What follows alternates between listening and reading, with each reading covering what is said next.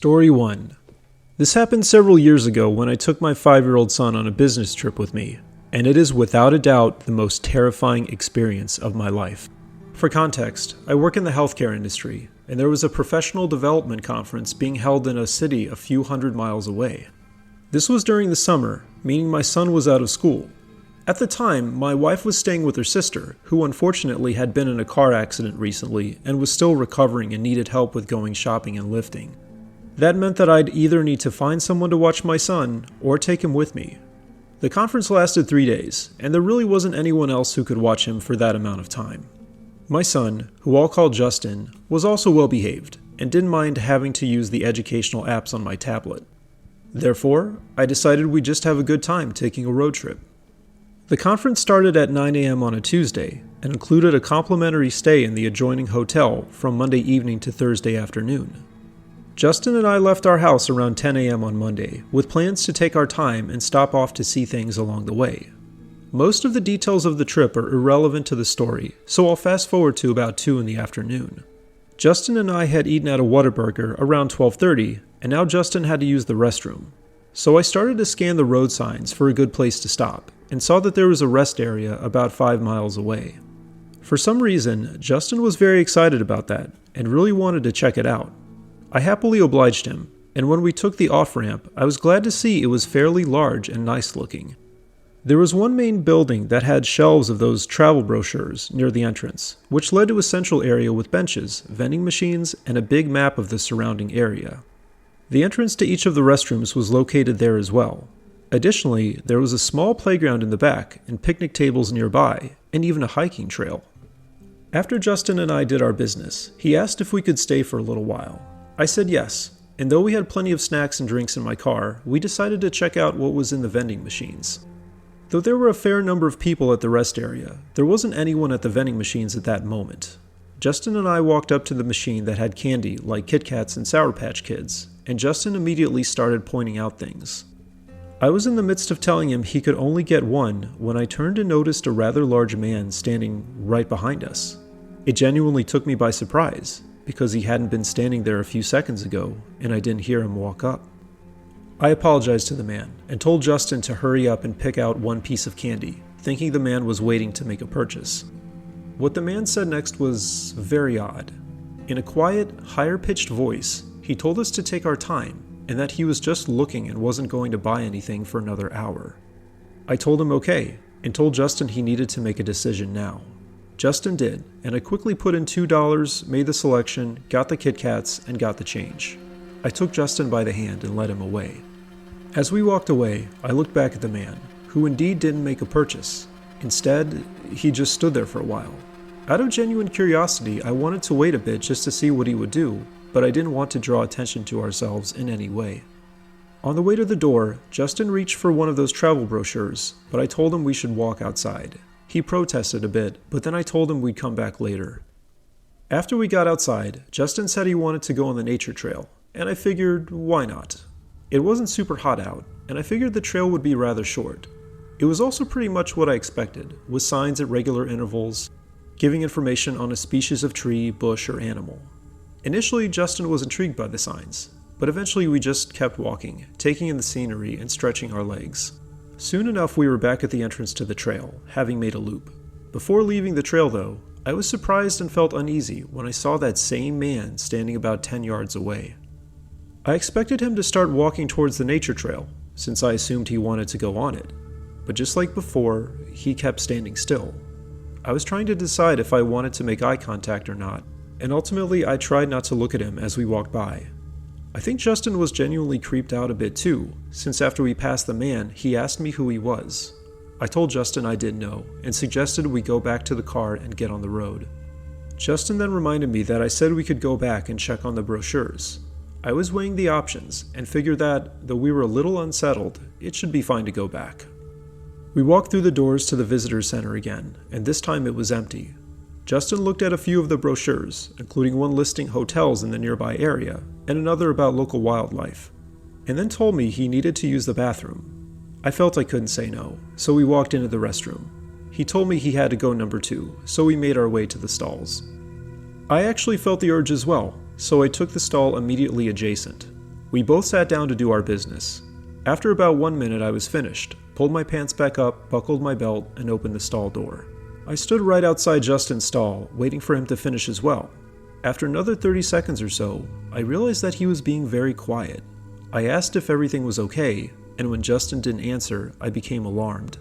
After that, every single one of my fears as a dad came true when I pushed open Justin's stall door and he wasn't there. Panic set in, and I started screaming Justin's name. For a moment I didn't hear anything, but then I thought I could hear a muffled scream coming from somewhere outside of the bathroom. I bolted outside and saw the man pulling Justin while holding a towel around his mouth. That man was dead meat, and I ran up to him and hit him in the back with every ounce of strength in my body. He let go almost immediately, and Justin's screams became unmuffled. Justin ran to the side of the hallway while I tackled the man to the floor and landed a few good punches on his face. I don't think the man actually screamed, but I was yelling all sorts of obscenities at him. At that point, a few people walked through the door, likely because they heard the commotion. And though at first they thought I was the aggressor, I quickly explained what just happened. One of them called 911 while I had the man pinned to the floor. Even though his face was bleeding a bit, he didn't say anything, and he wasn't even looking at me, rather, he was staring at the ceiling. A state trooper showed up in under 5 minutes and detained the man, while Justin, I, and several of the bystanders gave reports. Justin had been crying, and I had been doing the best job I could to calm him down and make him feel safe. It took so much strength to not start beating the man, but somehow I held back. Eventually they led him away in cuffs, and I decided that, given what happened, it would be best if we went back home so Justin could be in a familiar place. I spoke to one of the secretaries where I worked and explained what had happened, and she was shocked and extremely understanding. Of course my wife was hysterical as soon as I told her, and came home immediately after her sister made arrangements for one of her friends to help her out. Of course we pressed charges, and I'll skip a lot of the details, but the man ended up going to a psychiatric facility. As I suspected, he wasn't right in the head, but I'd find out later just how bad it was. I've tried to move past that event, but I still think about it every day and frequently have nightmares.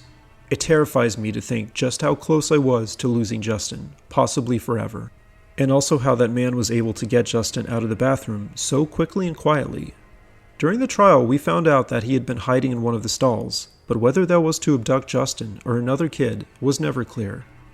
I guess I was distracted by my bodily sensations, and while I definitely won't go into these details, I'll say that going to the bathroom isn't always a pleasant experience for me. Either way, I just thank God every day that we still have Justin, and I'm constantly reminded of just how dangerous public places can be. Story 2. A lot of people have had bad college experiences, including those who have experienced physical and emotional abuse. And I in no way want to imply that what I went through is somehow worse than that. But I will say that it was genuinely terrifying, and looking back, I wondered just how close I was to possibly losing my life. I'll keep a lot of the details private, because I don't want this individual to be able to track me, and to avoid other repercussions. But that doesn't really matter for the story though.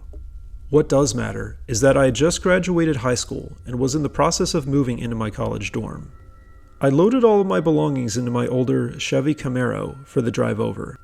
My college was about 6 hours away, so I figured I could easily make it in one day.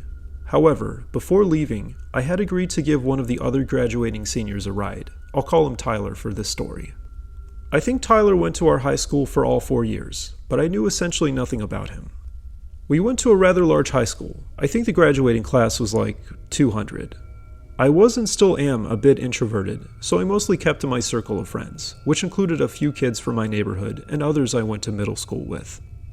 I can't remember the exact context, but a few weeks before graduation, one of my friends mentioned that Tyler got accepted to a certain college, which was surprising because Tyler apparently wasn't that bright. My friend joked that Tyler and I were going to the same place, since our colleges were relatively close to each other, and suggested that I give him a ride. The conversation lingered on him for a moment, and my friend, who I'll call Omar, told us that Tyler didn't have a car and was essentially broke. I started to feel bad for him, since my family had experience with money being tight as well. Maybe it also had something to do with the fact that I'd gotten a pretty big scholarship. I told Omar, who had a class with Tyler, that if he wanted, he could ride with me. Long story short, that's what we decided to do. I'd only talked to Tyler a handful of times before this, completely in passing, and I really had no opinion of him. I don't think he took any honors or AP classes, so I didn't interact with him much. A week or so before we were planning to leave, we had agreed to meet at a Starbucks nearby and plan things out. Tyler got there several minutes after I did, and we greeted each other. You ever have that experience where you know something is off, but have absolutely no idea why? That was my experience talking with Tyler. I guess we greeted each other and made small talk as usual, but there was just something about how he talked and looked at me that was unsettling. As time went on, I found myself having to lead more of the conversation, and I brought up a few of my high school experiences and a bit about what I thought college would be like. It seemed Tyler was growing disinterested, so I moved on to asking him about what exact day he'd want to leave and what he needed to bring. Surprisingly, he didn't seem to care about that either, and said we could leave anytime, and he just needed to bring his backpack. I was genuinely curious about what his plans were after me dropping him off, but I honestly wasn't feeling this conversation. I was also starting to have second thoughts about having offered him a ride in the first place, since that would mean I'd be in a car with him for most of the day. Before leaving, we exchanged phone numbers and then said goodbye. While walking back to my car, it hit me why I found the whole experience off-putting. I felt like Tyler wasn't being completely honest about something, or that he had an ulterior motive. I wasn't confident about it though, and decided to just go along with the trip. Boy, do I wish I had listened to my inner voice. After going to a party or two and spending some time with my family, the day finally came. My mom, dad, and brother, who was a freshman at our high school, had finished breakfast, and my mom was talking to me, already making plans for when I would come back home. Right around our agreed time, we heard the doorbell ring, and it was Tyler. I opened the door and said, "Sup, Tyler," and he said, "Sup," too. I asked him if he needed anything before we left, and he said, "Nah, I'm good." My mom and dad also came to the door and greeted him, and he greeted them back. I started to get the same feeling I did before, like his interaction seemed to be normal on the surface, but he was hiding something. After going through a mental checklist for a moment, I decided there was nothing else I needed to do, and as we got in my car and started to pull away, my parents and brother stood in our driveway and waved. Well, I settled in for the ride. Tyler and I had made plans to stop around noon for lunch, and we wouldn't need to stop for gas since I already had a full tank. I debated about whether or not to keep making small talk, but I decided we could just listen to the radio, and Tyler seemed cool with that. About 30 minutes in, Tyler asked me about my family. That particular topic seemed a bit odd, but I obliged him with a discussion. He asked about my relationship with my brother, and I told him we were good friends, and I shared some of our experiences together. For instance, I'd go to some of his concerts. My brother played the trumpet in band. It was actually extremely talented, securing a spot in a prestigious statewide scholastic band that met for a few weeks with a concert at the end. Tyler didn't seem to care too much, so I didn't share anything else. I reciprocated and asked Tyler how things were with his brother, which he told me he had back at our first meeting. This is where things started to get unnerving.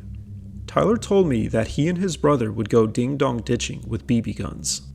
That detail, and the fact that he led with it, caught me off guard. Now, I'm pretty much a straight-laced person, so I'd personally never do something like that. But for the purposes of the situation, I said something like, "That's cool, how'd it go?" Tyler then described how, after they'd ring the doorbell and the person would open their front door, they'd shoot at the porch and watch whoever lived there run back inside. Tyler also told me that they never got caught. I didn't really know what to say after that, so I let the conversation drop, and I was relieved that Tyler did the same. The fact that I would likely be in the car with this dude for another 4 hours started to sink in more fully, and thank God we'd reach his college 1 hour before mine. I started counting down the minutes and hours until we could stop for lunch, all the while hoping that he just wouldn't say anything. Somewhat to my surprise, he stayed silent, and I even started to relax a little. Around noon, I broke the silence and asked Tyler what he wanted to do for lunch. He said it didn't really matter where we ate, but the next words he said made my heart sink. He told me that he liked to stop at an area with stores, since he needed to do some last-minute shopping. It was all I could do to hold in my anger, and I tried to ask as politely as possible what he needed to get. Maybe he could tell I was upset, but either way, Tyler said something like, "Don't worry, it's not furniture or anything, it's just a few items." That didn't do much to put me at ease, and I considered putting my foot down and telling him we could only stop for lunch, as I needed to get to my dorm at a certain time. However, I decided to give him the benefit of the doubt this one time, but no more. Eventually we came to a medium-sized town, and we took the off-ramp. Out of the restaurants listed for that exit, McDonald's was the only fast food place, so that's where we went. As we pulled into the parking lot, I asked if Tyler wanted to park and order inside. I was hoping he'd say no, but he actually said, "Yeah, silly." I found that to be condescending, but once again, I tried to be polite. I parked and we walked inside, and got in line for one of the cash registers. The McDonald's was decently busy, and there were like 2 people ahead of us. It was kind of awkward when we got up to order, since I didn't know if we'd each be ordering separately or together. I figured the polite thing for Tyler to do would be to pay for the meal, since I was giving him a free ride and all, but I honestly didn't care. We ended up ordering separately, and I was just glad it was over. After that, we walked over to the soda machine, and I got a Diet Coke while Tyler got a Fanta or something. Kind of like on the ride, I started to relax a bit, only for something else to happen. At that moment, 2 rather attractive girls about our same age walked in. Being young guys, we couldn't help but notice them. But being there with Tyler made me feel very awkward. But that was nothing compared to what was about to happen. No sooner had they walked past us to get in line than Tyler said, "Damn," very loudly. I wasn't even sure if it was directed to them or to me. Luckily, they didn't seem to notice, or were pretending they didn't hear. Then Tyler opened his mouth again to say, "They got my attention, yo." I felt super embarrassed, and honestly, just wanted to leave at that point. I felt relieved when they called our number, and we walked over to get our food and then picked a seat. Tyler made a few more remarks to me, thankfully quietly this time, and I still tried to go along as best I could. I wouldn't have necessarily minded having this discussion, but after what just happened and everything else, I was not up for it. However, that's when I picked up on something that might have explained why I felt uneasy about Tyler before. It felt like he was testing me, seeing what I was comfortable with. He started grinning, turned around to the girls, who were now waiting for their food, and said, "Hey, come home with me tonight." This time one of the girls looked around.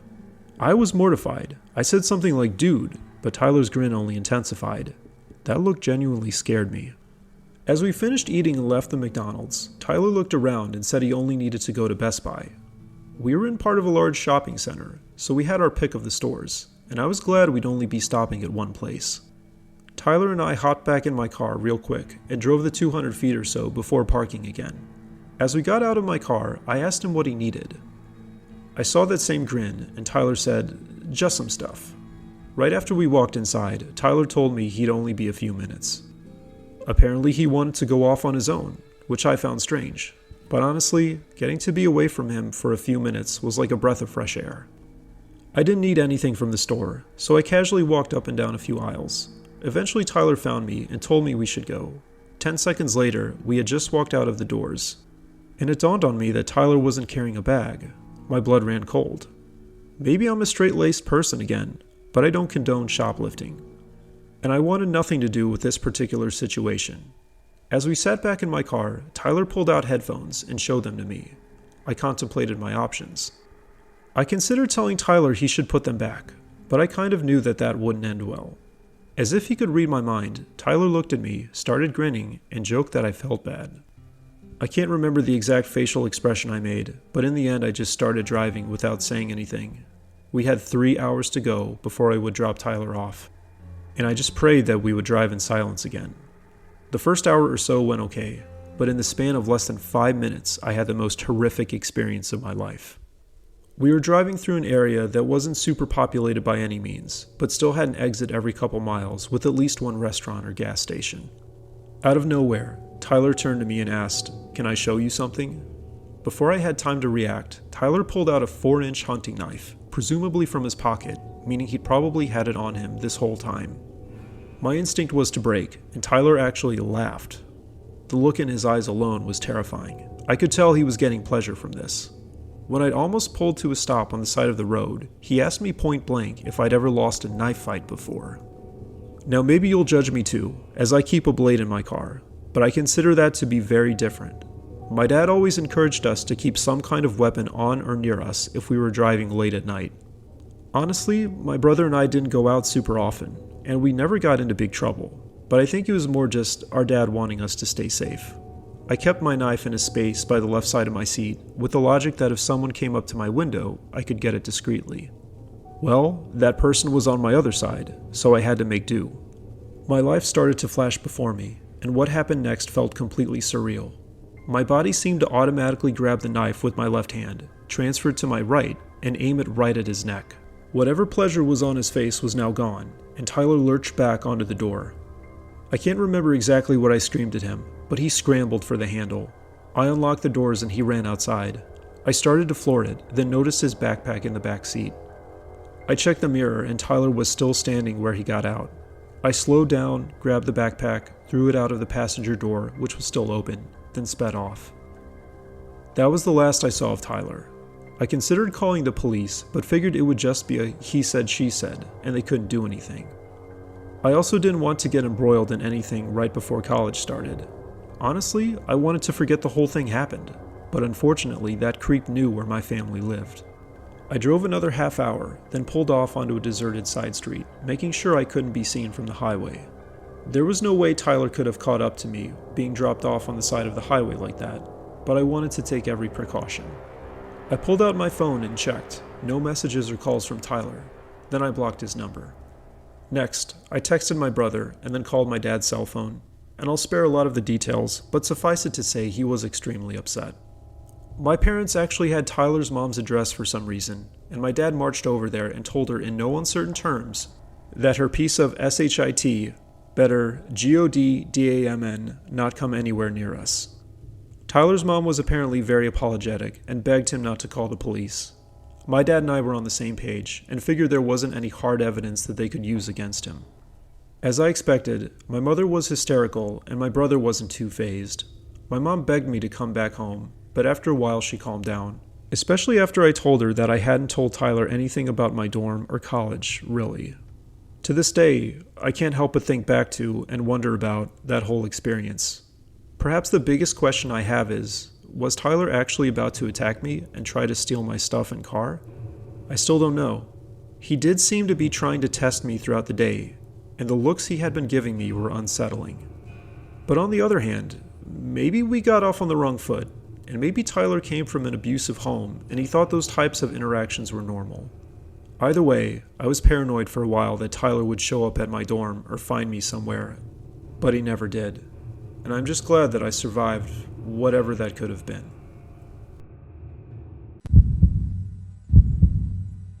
Story 3. I'm sure a lot of people have scary experiences visiting their girlfriend's family for the first time.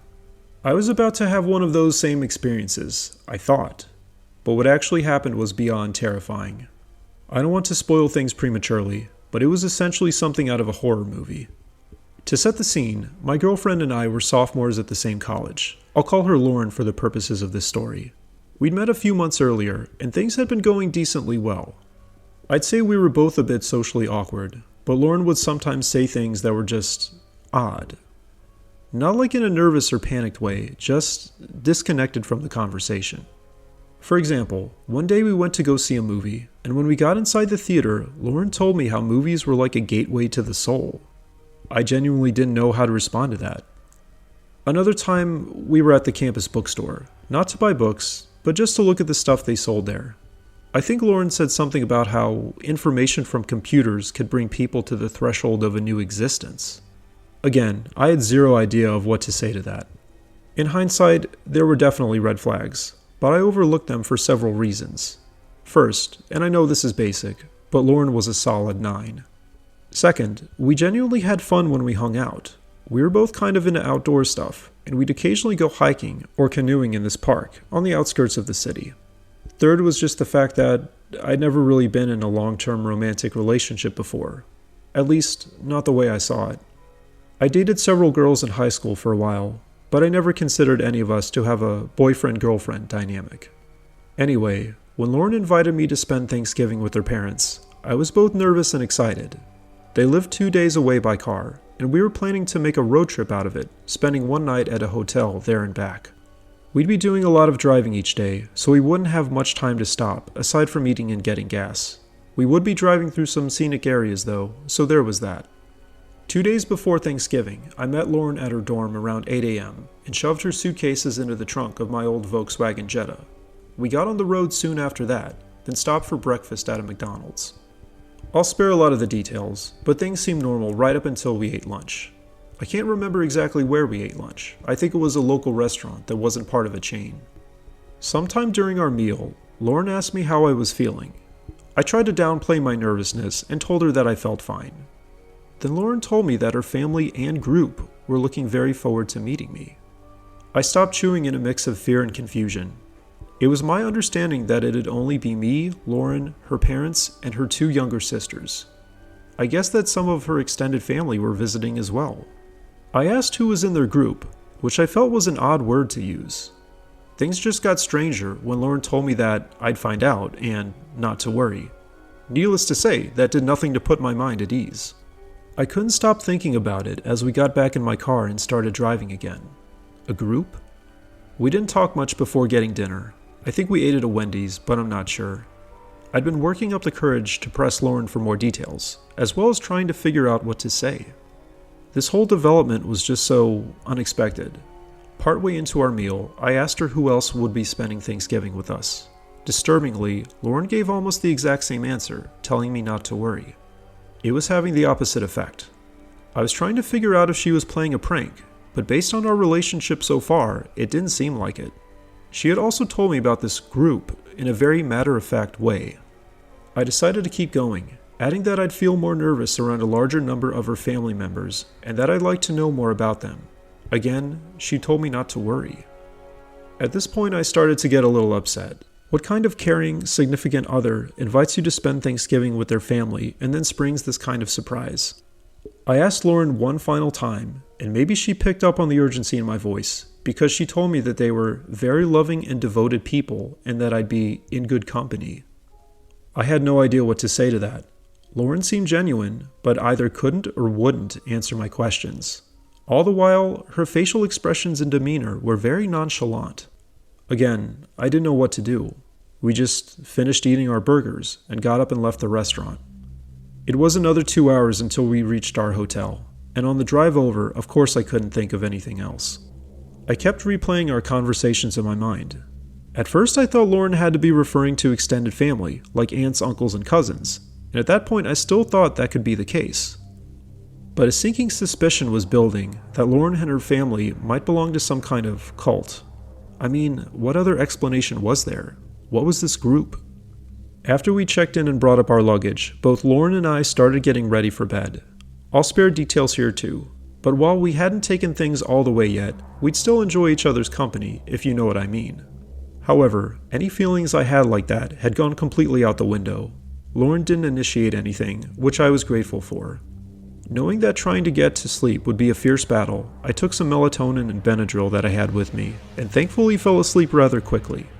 As I did so, I couldn't help still replaying everything in my head. When I woke up, I felt dread welling up in my body. Lauren and I went downstairs to eat the complimentary breakfast the hotel provided. I contemplated pressing Lauren for details again, but instead, I just observed her body language and what she said. It was hard to get a read on her because, well, nothing seemed out of the ordinary. Like I said, we were both kind of introverted, but Lauren was still smiling and talking to me as usual, and said things like, "excuse me," to other people sitting near us. The conversation during checkout was normal too.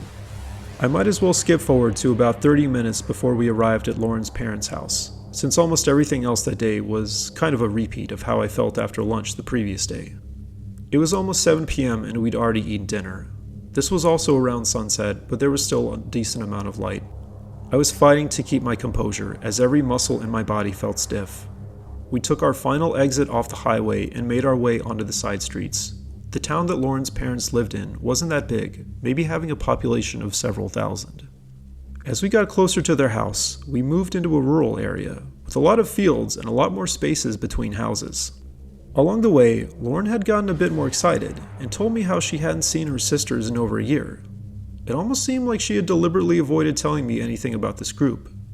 Did she not mean to mention it before, or was it all really just a joke? My question was answered in the worst possible way as Lauren's parents' house came into view. We were on some narrow 2-lane road with barely any houses on it, but my blood ran cold. There were like 20 cars parked around the house we were going to. I started to panic when I realized there was a large group of people standing outside in the driveway. I brought the car to a halt, looked right at Lauren, and demanded to know who those people were. In the most nonchalant way possible, she looked back at me and told me I could find out when we arrived. In that moment, her casual demeanor was terrifying, and I insisted that she needed to let me know now. I told her that I was very nervous and didn't do well with crowds, and added that it wasn't right of her to invite me to Thanksgiving with her family without telling me there'd be other people there. After I said that, I just stopped and stared. Lauren didn't seem fazed by what I just said, and again, this was terrifying. I studied her face. She was smiling faintly, but not in a devious way. Like several times before on this trip, I didn't know what to say. And now I also didn't know what to do. My panic intensified when I heard the crowd make a noise, maybe to welcome me or not, I don't know. And then see a few people start to walk forward, maybe to greet us. We had come to a stop about 100 yards away. The people walking towards us did it.